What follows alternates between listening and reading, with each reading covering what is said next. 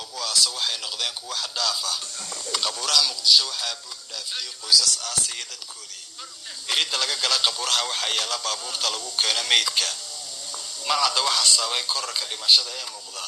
balse waxaa Soomaaliya ku dhex baahayay khatarta cudurka coronavirus kaasoo dhul dhigay dad badan. Waxaa nooga warbixisay halkaan aad joogtaa bal dadka la keenay tiradoodu waa intee maxaad iska bedelay tirada 40 au dhahaysa ay markii uu yarta ay marka dadkan maxay marka u dhintay leeyahay marka dadka badan ay dhan corona dilaalid calaamadaha ku aragtay ma jiraan markaas dar oo gooniya weey baan arag aan ku arkaa wixii mooyane markaas u baan dhimashada ma ka badan jira ila keen dadka dhimashada badan dadka oo dharkaas u taakay marka ariga in sana halka ka shaqeynaysta tan kale ku soo mar ma wili ma arag labaatan sano ku shaqeeyay ma arag tan oo inta shaqeynaysa marka ka hor cudur dadka ma arag jarna ma badan dugu jira maalintii 8 9 7 saas bee laakiin 40 30 ma arag marka waxa hadaf dadka dharkaas dadku wato marka dharkan oo dadka coronavirus ku jirsan bara uu jaro adig soo badbaada marka arag ma qararna إيه أنا ما أعرفنا أنا قاتقنا أوكي ساكتنا قلت لك كواسة يا مر ما قلت لك ما هو ولا عفيس كقات صدق كيسان هل كان وقبوره مقدسه وحنا جوجد فربضن وأهله صار راعي قبورها وحال كينيا أنت أنجو جميدة فربضن أيها لكاني ووجد أن الله هذا ميدا يلا آسيا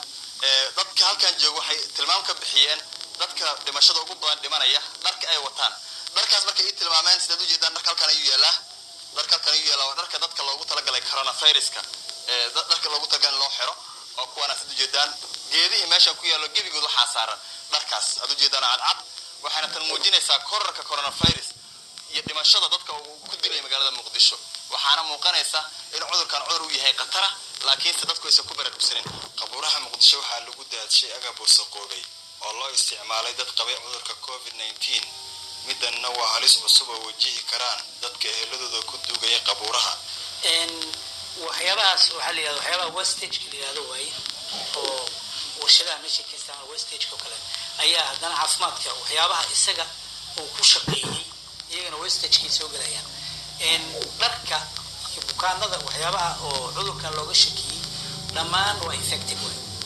cudurkii hadduu qofka u dhintay way sidaan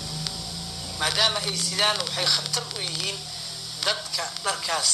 meelaha lagu tuurayo dad dhar fiican yahay dad qaadanayo dad dan yar ha jiro magaalada ku firsan dad soo barakacaya meelaha degan inay qaataan macquul